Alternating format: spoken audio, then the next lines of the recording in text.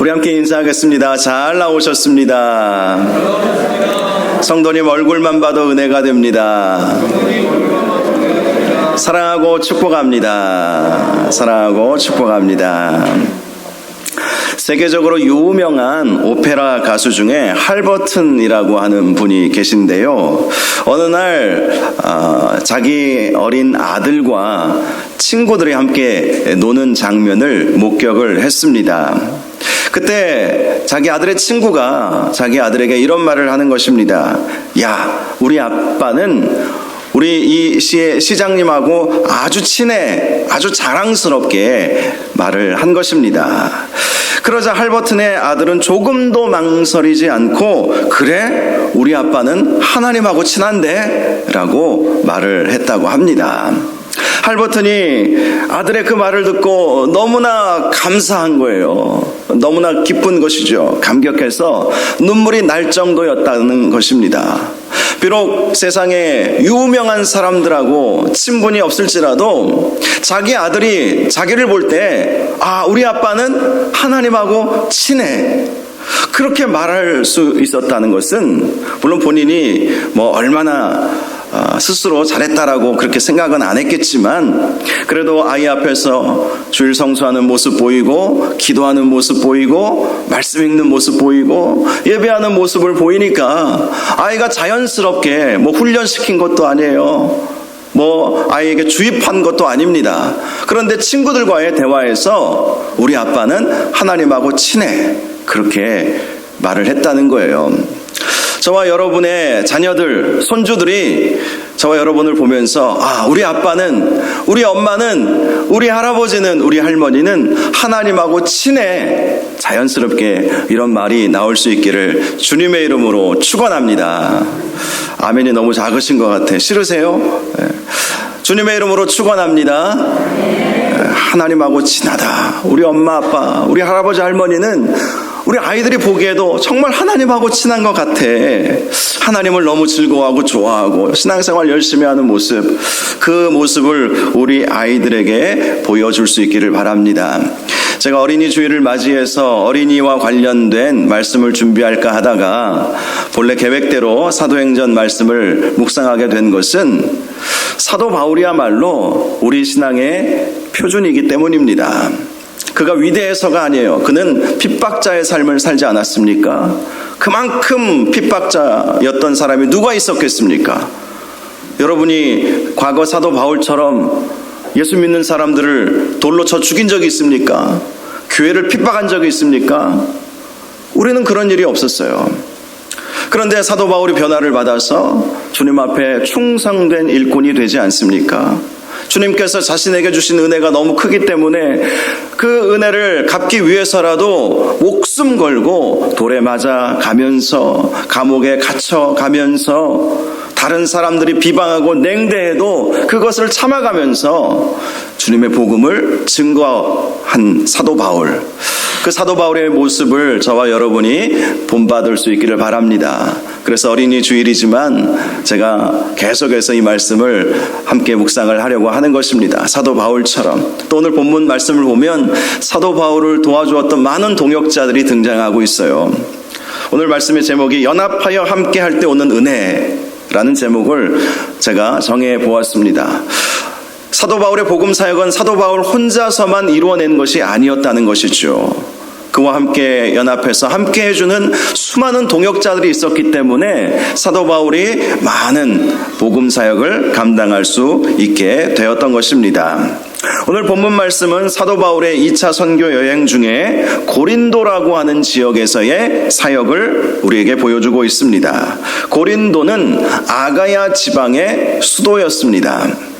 이제 아시아에서 에게해를 건너면 유럽이 됩니다. 유럽의 가장 처음 지방이 마게도냐 지방이었죠. 사도 바울이 마게도냐 사역을 마친 다음에 이제 마게도냐 이 밑에, 오늘날로 말하면 그리스 지역을 말하는데요. 그 밑에 아가야 지역으로 이제 가게 된 것이죠. 그래서 지난주에 살펴본 지역은 아테네, 아주 유명한 도시죠. 철학의 도시. 종교와 문화의 도시 아테네에서의 사역을 감당한 이후에 이제 고린도라고 하는 도시로 오게 된 것입니다. 이 고린도는 아가야 지방의 수도였지요. 고린도 역시 아테네와 마찬가지로 우상 숭배의 도시였습니다. 그곳에는 수많은 이방 신전들이 즐비했던 것입니다.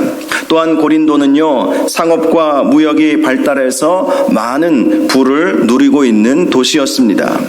그러나 윤리적으로나 도덕적으로는 타락한 도시이기도 했습니다. 과거에 고린디아제스다이라고 하는 말이 있었다고 해요. 고린디아제스다이. 이 말의 의미는 고린도 사람이 되다라는 의미입니다. 그런데 이 말의 의미가 어떤 의미로 쓰여졌냐면 도덕적으로, 성적으로, 윤리적으로 타락한 사람이 되다라고 했을 때에 고린디아제스다이라고 말을 했다는 것입니다.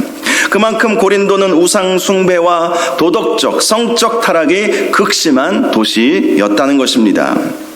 고린도에 도착한 사도 바울은 아굴라라고 하는 사람을 만나게 되었습니다. 그는 유대인이었고요, 본도라고 하는 곳에서 태어난 사람이었습니다. 그는 원래 로마 관할의 이탈리아라고 하는 도시에서 살고 있었습니다. 오늘날로 말하면 이탈리아죠, 이탈리아. 오늘날은 나라의 이름이 이탈리아지만 과거에는 한 도시의 이름이 이탈리아였어요. 그 이탈리아가 오늘날은 대표적인 이탈리아의 나라 이름으로 이렇게 바뀌게 된 것이지요. 그는 바로 그 이탈리아에서 살고 있었는데요, 로마 황제 글라우디오가 모든 유대인들은 로마에서 떠나라라는 명령을 내리게 되었습니다. 그래서 그의 아내 브리스길라와 함께 고린도까지 오게 된 것입니다. 그는요, 장막, 천막을 만드는 기술을 가지고 있었습니다. 유대인 출신들은요, 특별히 디아스포라 유대인들, 이스라엘 땅이 아니라 세계 여러 곳곳에 흩어져 사는 유대인들을 디아스포라 유대인이라고 부르지 않습니까? 이 디아스포라 유대인들은요, 타지에서 생계를 유지하기 위해서 꼭 기술 하나씩은 전수를 받았다고 해요. 그 중에 대표적인 기술이 장막을 만드는 기술이었습니다. 이 아굴라와 브리스길라 부부가 유대인 부부로서 장막 만드는 기술을 가지고, 특별히 이 고린도와 아테네는요, 고대 올림픽이 열렸던 도시였어요. 그러니 그늘을 만들기 위해서, 햇빛을 가리기 위해서 텐트가 많이 필요하지 않았겠습니까? 그러니 장막 만드는 사람들은 바로 이 고린도나 아테네 지역으로 가서 이제 천막을 만들게 된 것이죠. 브리스길라와 아굴라 이 부부도 천막 만드는 기술을 가지고 있었기 때문에 이 고린도라고 하는 이 지역에서 이 천막 만드는 사업을 하면서 많은 성공을 거둔 것으로 보입니다.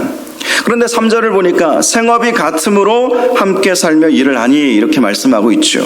사도 바울도 천막을 만드는 기술을 가지고 있었던 것입니다.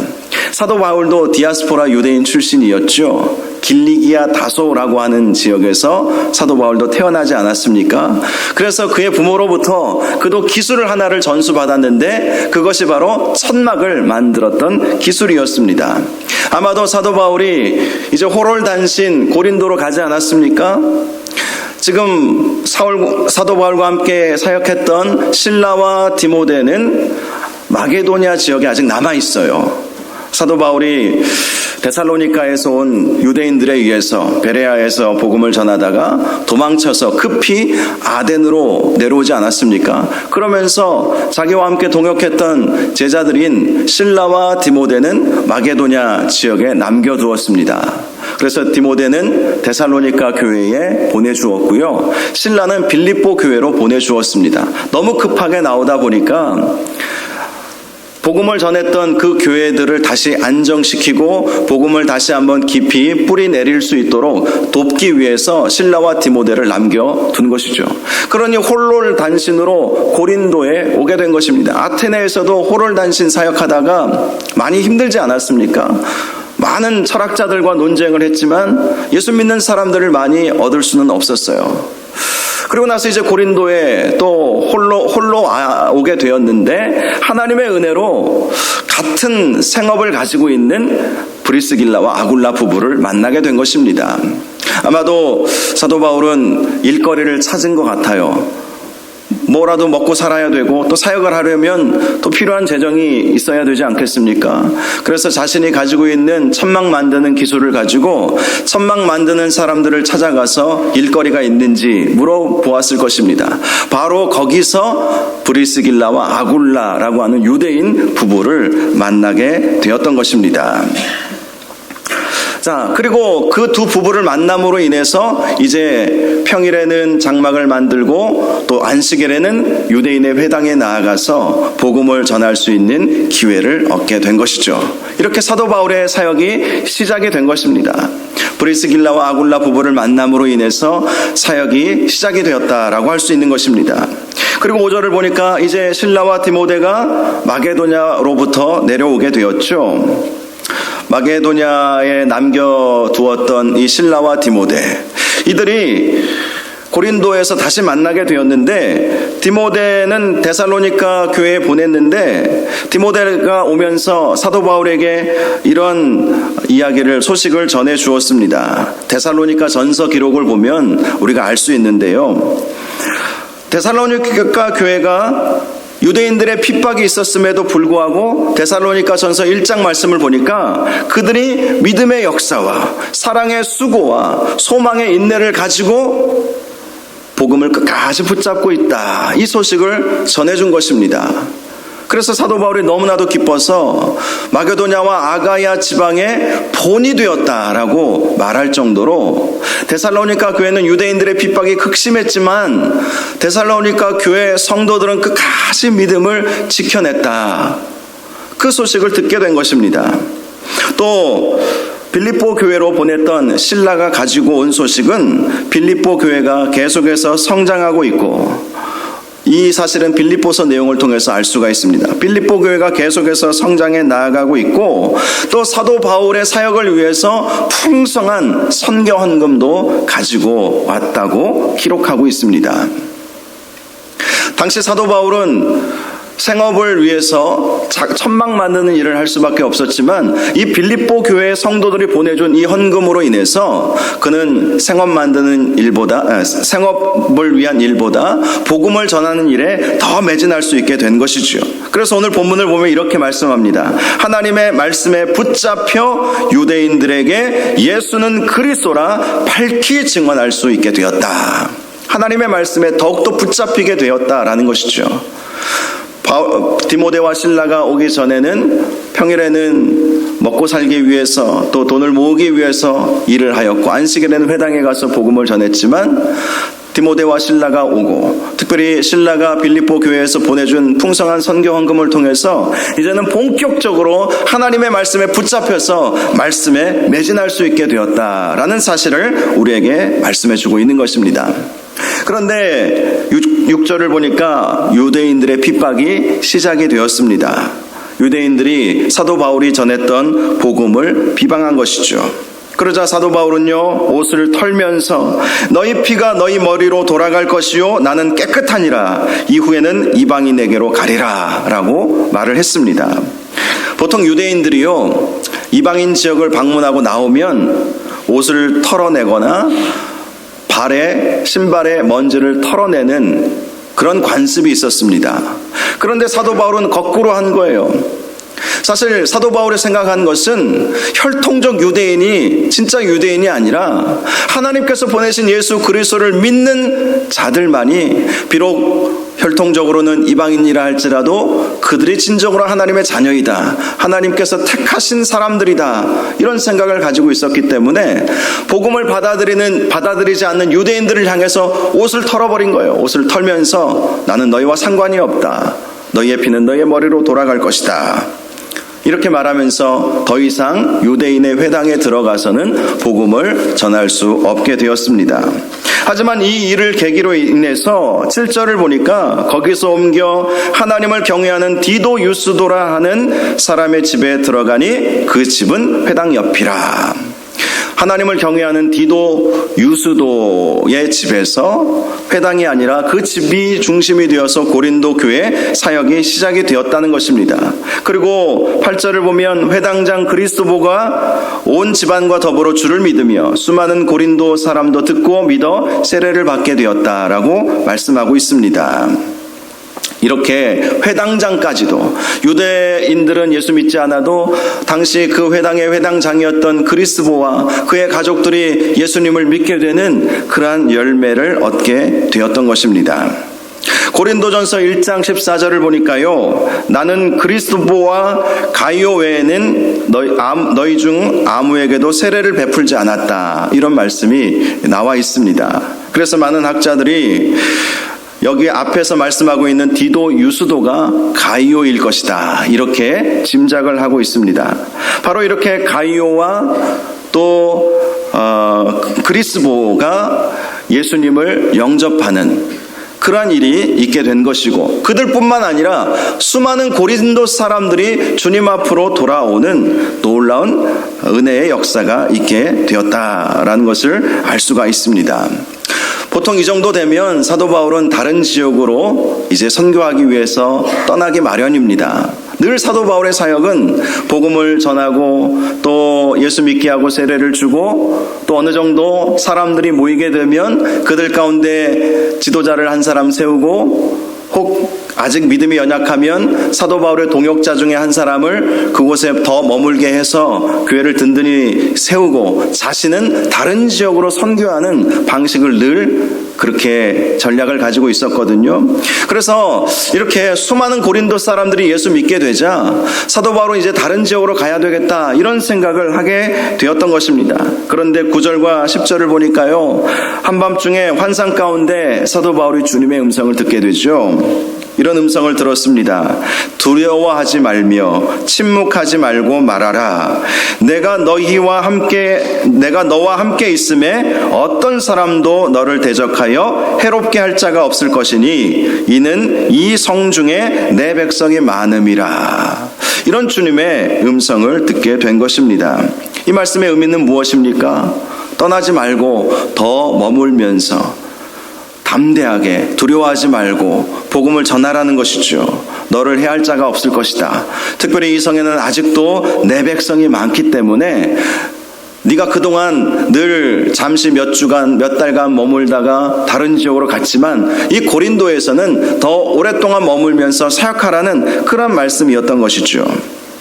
그래서 11절 말씀을 보면 1년 6개월을 고린도에 머물면서 사도 바울이 하나님의 말씀을 가르치게 되었던 것입니다.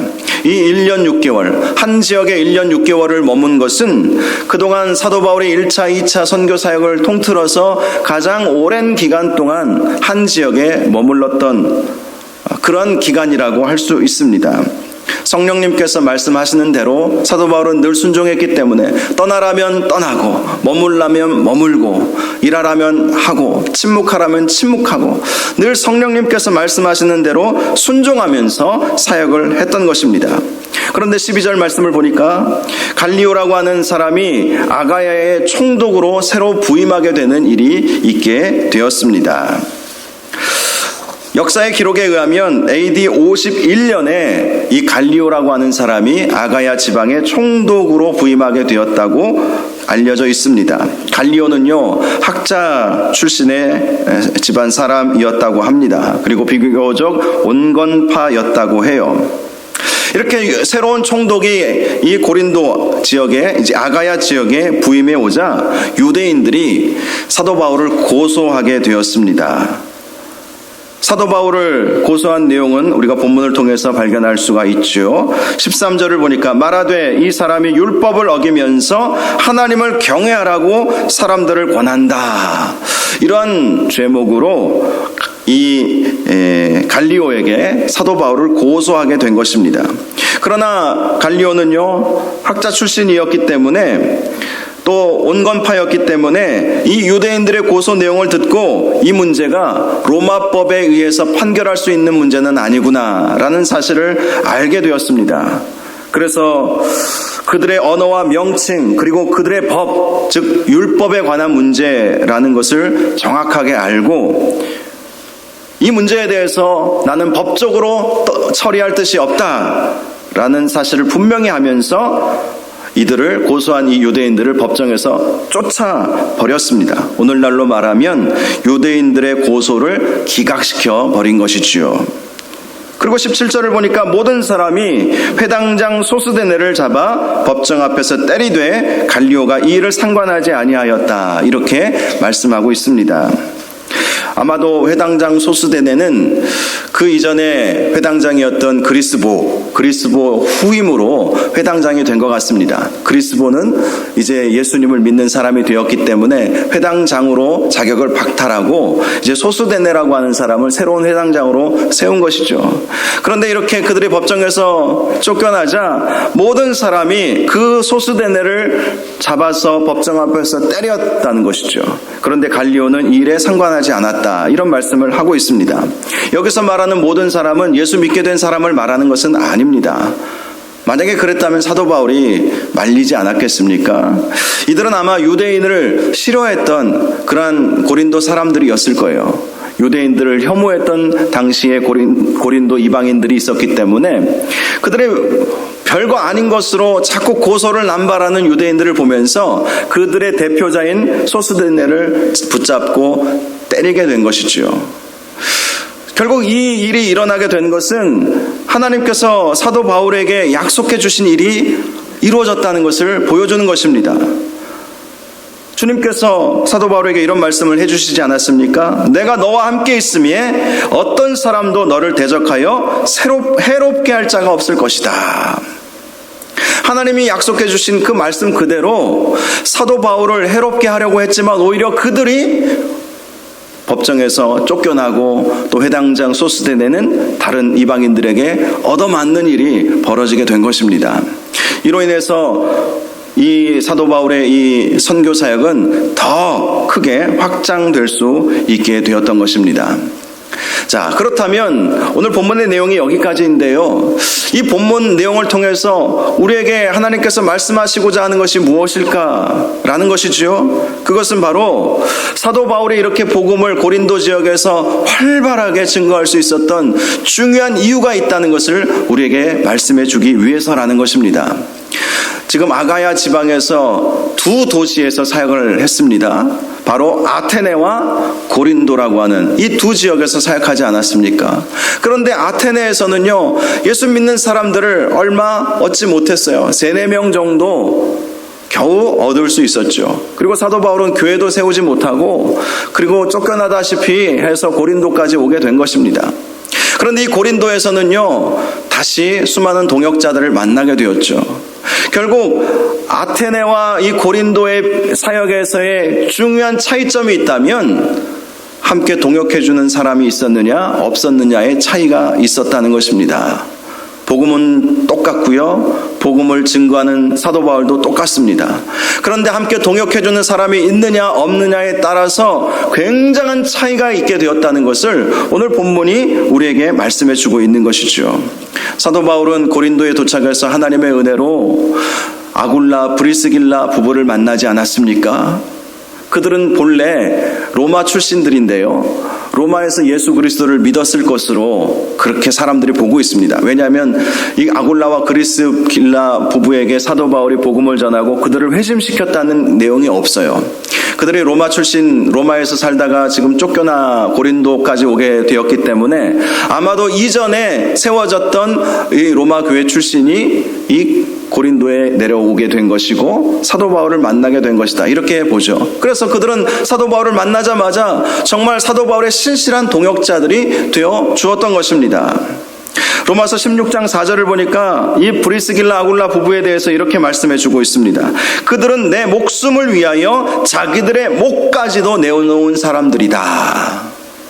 사도 바울의 목숨을 위해서 자기 목을 대신 내놓을 정도로 사도 바울을 옆에서 지극정성으로 도와주었다는 것이죠. 사도 바울의 복음 사역을 도와줄 수 있었던 이 사람들을 만났기 때문에 고린도에서의 사역이 시작될 수 있었던 것 아니겠습니까? 그래서 유대인들에게 복음을 전하게 된 것이죠. 그리고 마게도냐에 있었던 실라와 디모데를 다시 만나서 그들과 합류함으로 복음의 사역이 더 확장될 수가 있었던 것이고요. 그 사역의 열매로 인해서 디도 유스도라고 하는 사람을 얻고 그 사람의 집을 중심으로 또 교회가 시작이 된 것이고, 그리고 회당장 그리스도와 그의 가족들도 예수 믿게 되는 놀라운 은혜가 있었습니다.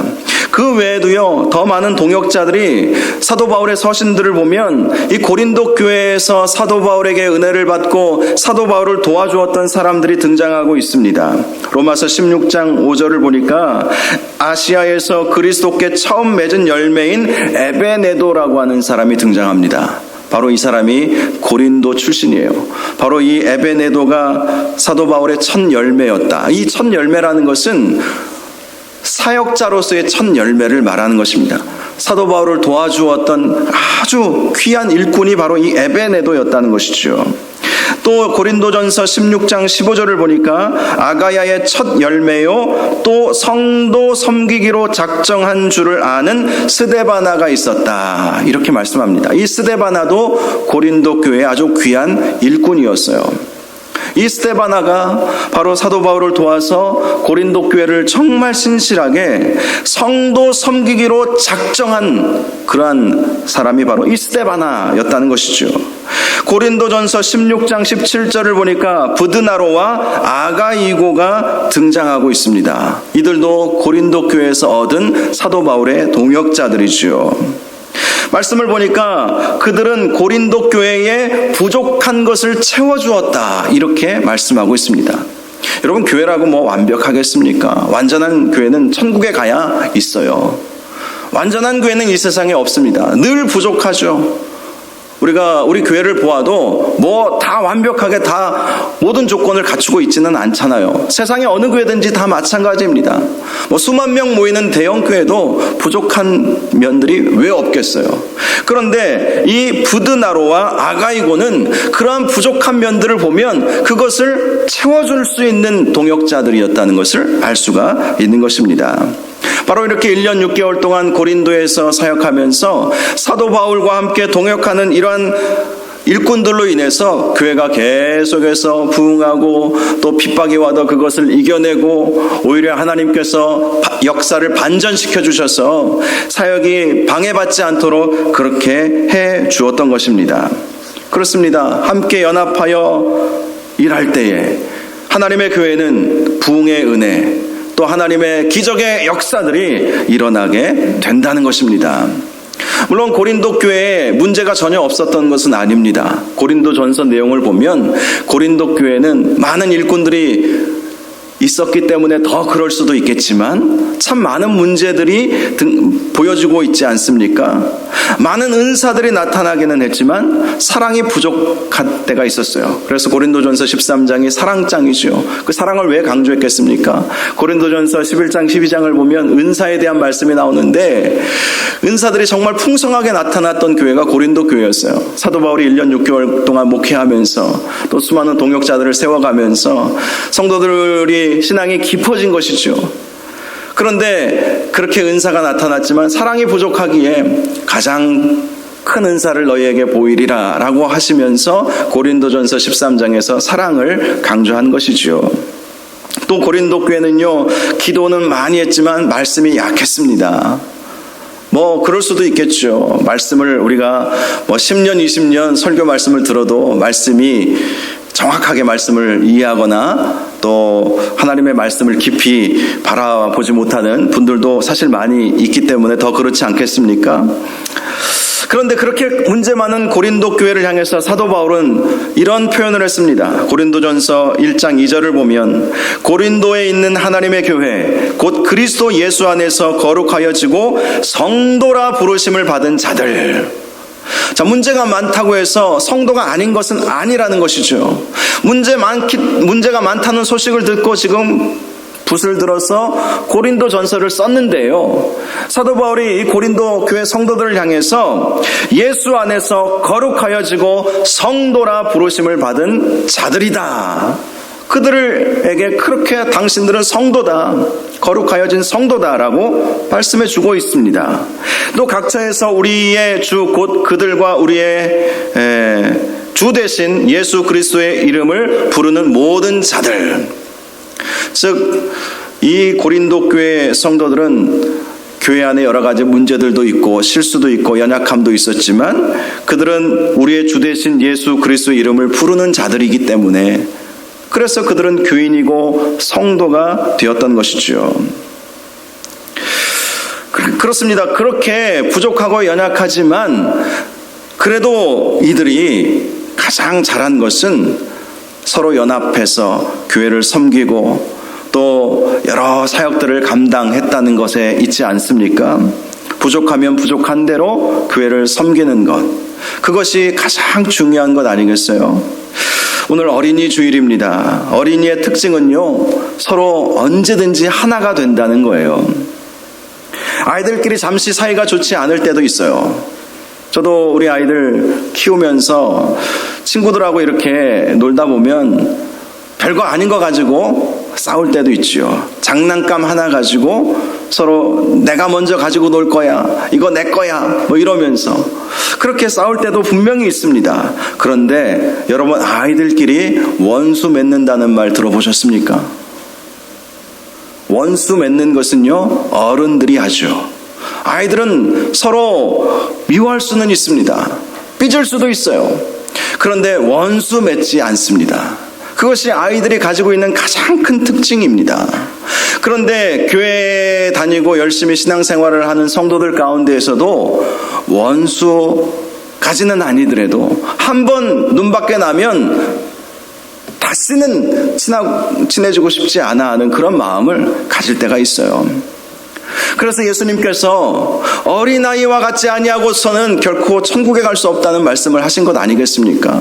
어린아이와 같지 아니하고서는 사랑이 없는 것이죠. 물론 사이가 늘 좋을 수는 없겠지만 그래도 정말 성숙한 사람은 내가 더 낮아지고 나보다 남을 더 낮게 여기고 내가 먼저 화해를 청하고 용서하고 또 믿음이 약한 사람들의 그 약함을 감당하려고 하는 그런 성도들이 많아질 때 그 교회는 더욱더 부흥하게 되는 것입니다.